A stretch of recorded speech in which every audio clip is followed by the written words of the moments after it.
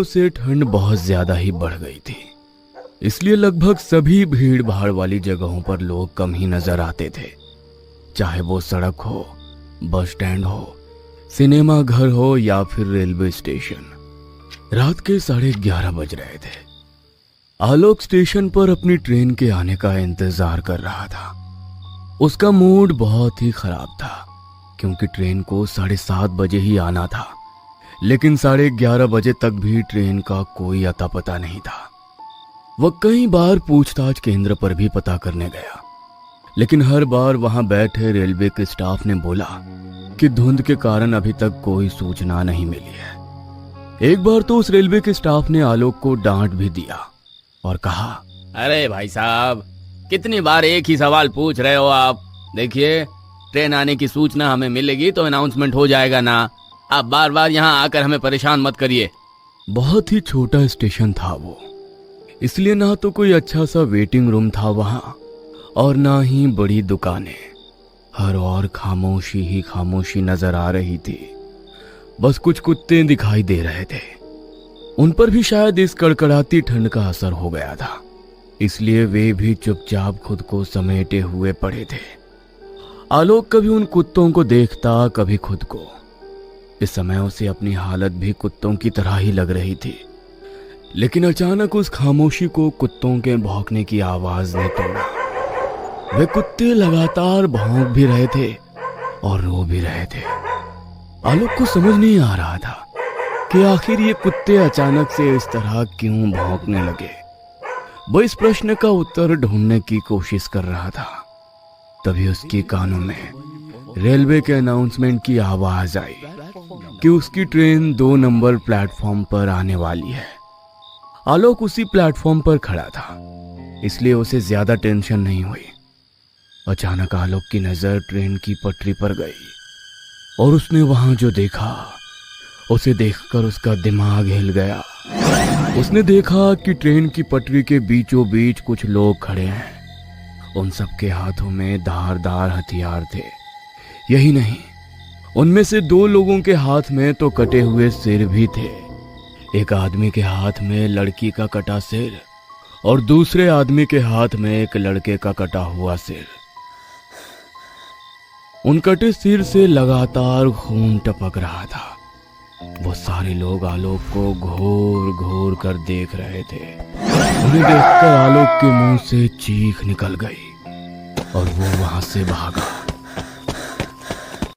भागते भागते वो पूछताछ केंद्र पर पहुंचा और हाँफते हुए उसने पूछताछ केंद्र में बैठे स्टाफ से कहा, सर, वो पटरी पर कई भयानक लोग खड़े हैं। उनके हाथ में कटे हुए सिर हैं। आप रेलवे पुलिस को इन्फॉर्म करिए। उसकी बातों को सुनकर पूछताछ केंद्र वाले स्टाफ ने उसे घूर कर देखा और लगभग चिल्लाते हुए उससे बोला, क्या प्रॉब्लम है जी आपकी? क्यों आप बार बार हमें डिस्टर्ब कर रहे हैं? ये क्या कटा हुआ सिर जैसी फालतू कहानी बना रहे हो? मैंने बोला ना कि ट्रेन की सूचना मिलेगी तो अनाउंसमेंट कर दूंगा। पर सर, अभी तो आपने अनाउंसमेंट की ना। भांग खाए हो क्या भाई, या गांजा फूका है? ट्रेन आने की सूचना होगी तभी तो अनाउंसमेंट होगी। अभी ट्रेन की कोई खबर नहीं है तो फिर कहां से तुमने अनाउंसमेंट सुन ली? चलो जाओ यहाँ से, मेरा दिमाग मत चाटो।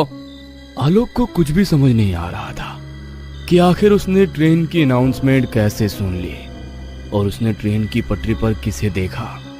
उसका दिल जोर जोर से धड़क रहा था। उसे बहुत ही डर लग रहा था। वो किसी तरह अपने डर पर काबू करके पूछताछ केंद्र से थोड़ी दूर पर लगी एक बड़ी सी टेबल पर बैठ गया। उसकी आंखों के आगे अभी भी वो दोनों चेहरे बार बार घूम रहे थे। वो चाह रहा था कि उन चेहरों से वो अपना पीछा छुड़ाए, लेकिन ये संभव नहीं हो पा रहा था। घड़ी की सुई धीरे धीरे कर आगे बढ़ रही थी। आलोक की आंखें अब बेझिल हो रही थी, इसलिए वो उस टेबल पर आंखें बंद कर लेट गया। उसे लेटे हुए 10 ही मिनट हुए थे कि उसकी ट्रेन के आने की अनाउंसमेंट हुई। वो गहरी नींद में आ गया था, लेकिन अनाउंसमेंट की आवाज से उसकी नींद खुल गई। वो हड़बड़ाकर उठ बैठा। ट्रेन के आने की सूचना प्लेटफॉर्म नंबर 2 पर ही हुई थी। वो धीरे धीरे कर प्लेटफॉर्म की ओर बढ़ चला। कुछ ही देर में ट्रेन आ गई। उसका रिजर्वेशन A1 बोगी में था। वो अपनी कोच में चढ़ गया। वो अपनी सीट पर जाकर बैठ गया। 1 मिनट बाद ट्रेन ने गति पकड़ ली और फुल स्पीड से मंजिल की ओर बढ़ने लगी। आलोक ने देखा कि उसके आसपास के सारे मुसाफिर गहरी नींद में कंबल और चादर ओढ़े हुए सोए हैं। आलोक ने भी अपनी सीट पर रखे पैकेट से चादर और कंबल निकाली और सोने की तैयारी करने लगा। आलोक सीट पर लेट गया और अपनी आंखें बंद कर ली, लेकिन अभी भी पता नहीं क्यों उसकी आंखों के आगे वही भयानक दृश्य घूम रहा था। वो उसे सोचते सोचते सोने की कोशिश करने लगा, लेकिन कुछ देर बाद ही कुछ लोगों की चिल्लाहट से उसकी नींद खुल गई। उसने देखा कि कुछ हथियारबंद लोग उसकी बोगी में चढ़े हुए हैं और सभी लोगों को जगाकर एक ही बात पूछ रहे हैं। यहाँ पर एक लड़का और एक लड़की को देखा है क्या आपने? दोनों के दोनों जवान हैं, लगभग 18-19 साल के। लेकिन सभी लोगों ने ना में अपना सिर हिलाया। आलोक को उन लोगों पर बहुत गुस्सा आ रहा था और वो मन ही मन सोच रहा था कि ये क्या तरीका हुआ सबको जगाने का और इस तरह सवाल पूछने का। बहरहाल वो उनका विरोध तो करना चाह रहा था, लेकिन उनके हाथों के हथियार को देखकर आलोक ने चुप रहने में ही भलाई समझी। कुछ देर बाद वो सभी वहां से चले गए। आलोक फिर से सोने की कोशिश करने लगा, लेकिन तभी उसे फिर लगा कि कोई उसे जगा रहा है। उसने गुस्से में अपनी चादर हटाई और जैसे ही उसने चादर हटाई, उसने देखा कि एक लड़का और एक लड़की जिसके मुंह पूरी तरह ढके हुए हैं उसे जगा रहे हैं। कौन हो भाई? भैया, मेरा नाम अलका है। मैं इस लड़के से बहुत प्यार करती हूँ। इसका नाम सूरज है। भैया, पर हमारे प्यार को कोई स्वीकार नहीं कर रहा है। पूरा गांव हमारी जान का दुश्मन बन गया है। क्यों? अरे क्या हो गया? तुम हमको इस समय यहाँ काहे बुलाई हो? सब गड़बड़ हो गया है सूरज। पता नहीं पिताजी को कैसे हमारे संबंध के बारे में पता लग गया है। हमको तो बहुत डर लग रहा है। डर? अरे प्यार किया तो डरना क्या? हम अपने लिए नहीं डर रहे हैं सूरज, हमको तुम्हारी फिक्र है। अरे जब तक मेरे हाथ में तुम्हारा हाथ है, हमको कुछ भी नहीं हो सकता है। हम हर दीवार गिरा देंगे, जात की, पात की, सब दीवार। बस तुम हमारा हाथ कभी मत छोड़ना। भैया, मैं नीची जात का हूँ और अलका बहुत ही ऊंची जात की है। ये बात गांव वालों को पच नहीं रही है। भैया, हम दोनों ने छिपकर शादी भी कर ली है, पर पता नहीं गांव वालों को ये सब कुछ कैसे पता लग गया। अच्छा, तो कुछ देर पहले हाथों में हथियार लेकर जो लोग आए थे वो तुम लोगों के गांव के थे? हाँ भैया। देखो भाई, आजकल दुनिया बहुत एडवांस हो गई है। तुम लोगों को एक साथ रहने से कोई नहीं रोक सकता। तुम लोग पुलिस की मदद क्यों नहीं लेते? पुलिस?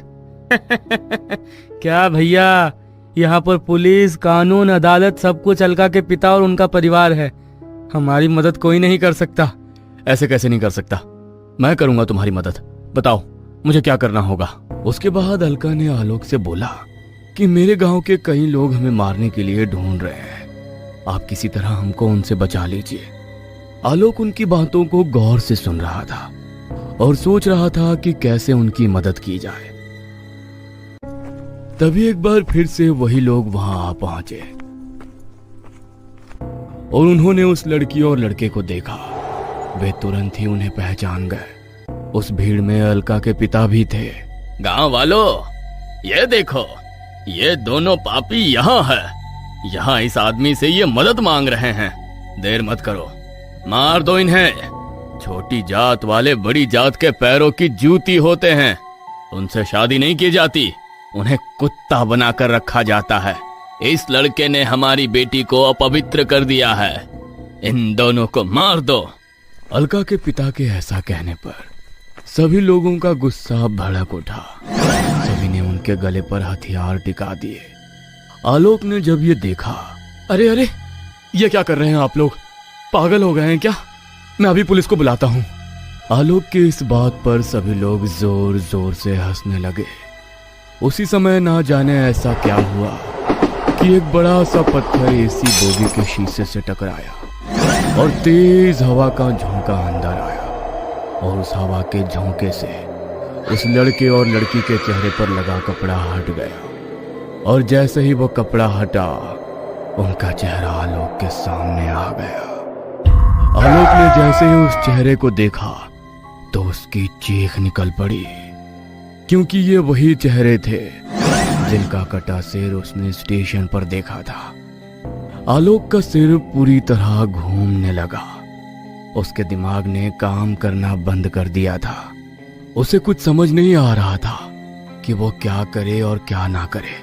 काफी देर उसी तरह जड़वत रहने के बाद उसने ट्रेन की चेन की ओर देखा और उसे खींचने के लिए आगे बढ़ा, लेकिन उसके पहले ही उसने देखा कि उन लोगों ने उस लड़की और लड़के का गला काट दिया है। उसमें से एक आदमी ने अलका का कटा सिर उठाया और दूसरे ने सूरज का। अलका और सूरज दोनों के गले भले ही उन लोगों ने काट दिए थे, लेकिन जमीन पर पड़ा उनका शरीर अब भी साथ था। दोनों ने एक दूसरे का हाथ अब भी पूरी शक्ति के साथ थाम रखा था, जैसे वो कह रहे हों कि हमें कोई अलग नहीं कर सकता, कभी नहीं। आलोक का दिल अब जोरों से धड़क रहा था। उसे एक पल को लग रहा था कि ये सब एक सपना है, लेकिन जैसे ही एक आदमी तलवार लेकर उसकी ओर बढ़ा, उसे लगा कि यह सपना नहीं हकीकत है। वो ट्रेन के दरवाजे की ओर भागा। वे लोग भी उसके पीछे भागे। कुछ देर बाद आलोक ने जब पीछे मुड़कर देखा तो उसके चेहरे का रंग उड़ गया। उसने देखा कि वो सभी लोग अब इंसान नहीं, भयानक भूत में तब्दील हो गए। ट्रेन पूरी स्पीड में भागे जा रही थी। उसे लग रहा था कि उसकी मौत अब करीब है। आलोक ने फिर एक बड़ा निर्णय लिया और चलती ट्रेन से कूद गया। एक जोरदार भयानक चीख की आवाज आई। यात्रीगण कृपया ध्यान दें। दिल्ली जाने वाली 1212 एक्सप्रेस प्लेटफॉर्म नंबर 2 पर आने वाली है। यह अनाउंसमेंट बार बार गूंज रहा था। अचानक ही आलोक की नींद खुल गई। उसने इधर उधर आंखें फाड़ फाड़ कर देखा, फिर अपनी घड़ी की ओर। सुबह के 5 बज गए थे। आलोक कभी उस अनाउंसमेंट की आवाज को सुनता और फिर कभी उस पूरी घटना को याद करता और अपने आप को देखता और सोचता, क्या वो सब सपने में देख रहा था या सब कुछ हकीकत में हुआ था। उसे ये बात समझ में नहीं आ रही थी। एक बार फिर से उसके कानों में वही अनाउंसमेंट सुनाई पड़ी तो वो एक बार फिर से प्लेटफॉर्म नंबर 2 की ओर बढ़ चला, कई सवालों को अपने मन में लिए।